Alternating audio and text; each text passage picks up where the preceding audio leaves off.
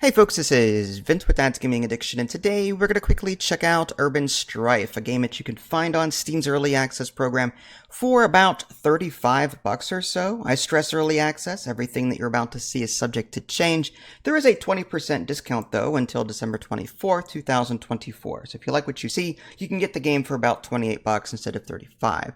There are 3 difficulty settings: Recruit, Veteran, and Hardcore. This is at its heart a zombie-based, turn-based survival game.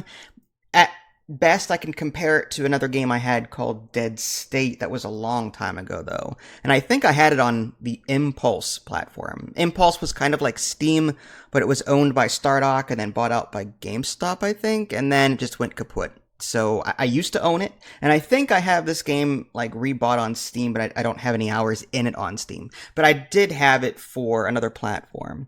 But anyway, I digress. This is, again, like a zombie apocalypse survival game, turn-based during combat, kind of like an XCOM and other games. But anyway, let's take it in 2 steps. One is the base management, where you've got this mansion. You create your character. You can assign some points a little bit. It's not extensive like in Project Zomboid. You throw some points in, and you're in this mansion, and it's like your base, and you've got other people there already. These people are static. It's a static story, and it's not like randomly generated or anything like that. It's not like, other games that I've seen. But you are primarily responsible for going out, getting loot, bringing it back, and then donating it to the various people in the base. There are like heads of departments. So there's like a medical department. There's a person that you talk to for cooking, for the food department. There's a person you talk to for this and that. So when you come back from a mission, you have to individually talk to these people and then donate the supplies. Whereas in State of Decay, you go back and you just throw everything into a generic like container, and if it's like supplies for the base, it automatically applies. I like that.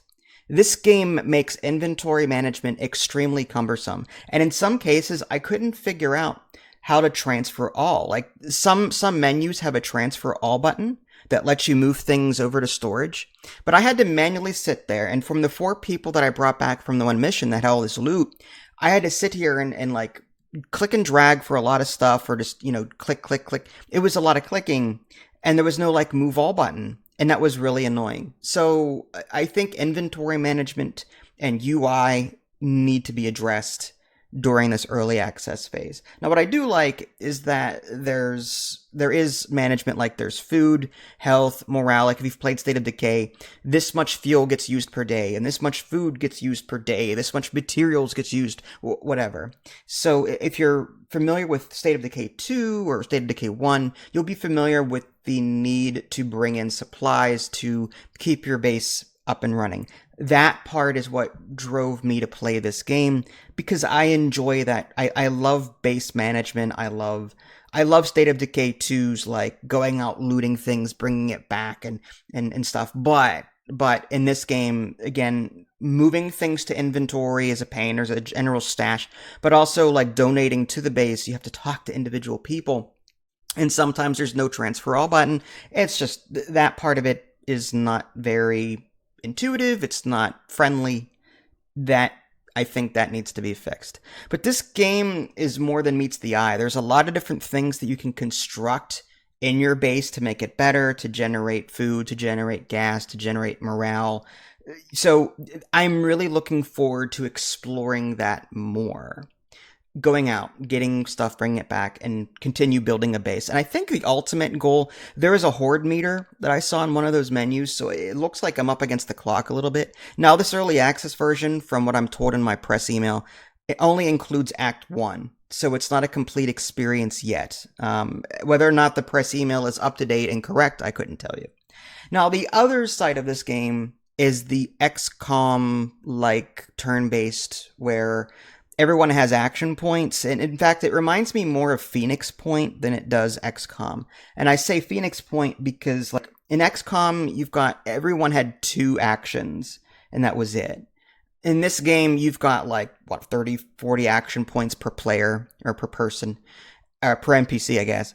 And you spend them. Everything happens in real time, though, until you get into the combat part. Then it goes turn-based.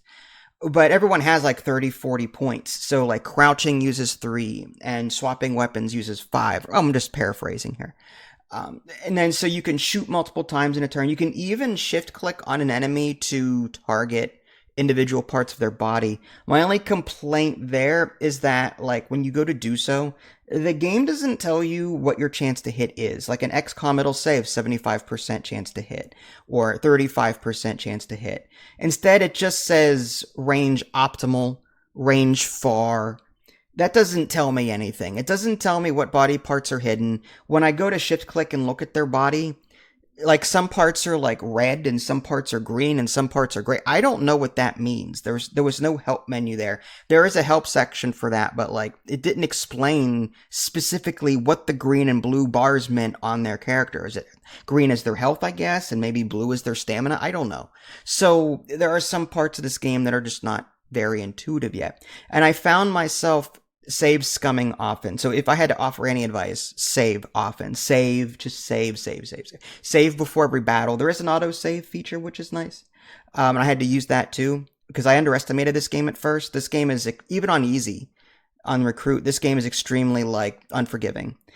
So definitely save often, because often there's no undo button. So often you'll misclick and you'll do something you didn't mean to do. And now your guy's dead because, oh, he walked up to this person, you thought you had the AP to do it, to hit him, but you don't. So now he's just standing there like an idiot, and then he gets shot in the face, and then you have to reload.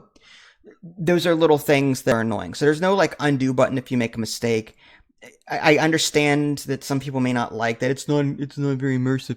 You know, it's a video game, and that kind of toggle, that could be toggled on or off, honestly. You know, just casual players may want some kind of undo button or oh crap button, and that way they don't have to sit there and reload, because if you're going to save and reload anyway, you might as well have an undo button that fixes all of that in a jiff. But anyway, so like it's fun, but it's also very monotonous. The act of going around looting everything, you have to hold an alt to see what containers can be looted, but they're still very hard to see. They're not very like visible. So it's a good start, this game, but $35. No, I'm sorry. I think this game is priced way too high for the current state that it's in. Maybe if it were released in a 1.0 state with a lot more features and fixes, then yes, I can see maybe $35, but the only reason to buy into this now is to support the developers. That's completely up to you. I would not pay $35 for this. There are other games on the market that do this same thing. Phoenix Point, XCOM, they do it much better than this. And State of Decay, another game that does it way better than this. So yeah, $35 just seems kind of outrageous. If it were me, I'd be waiting for a sale or for more updates, but it's completely up to you. This is Vince. Thanks for watching. I'll catch y'all next time. Take care.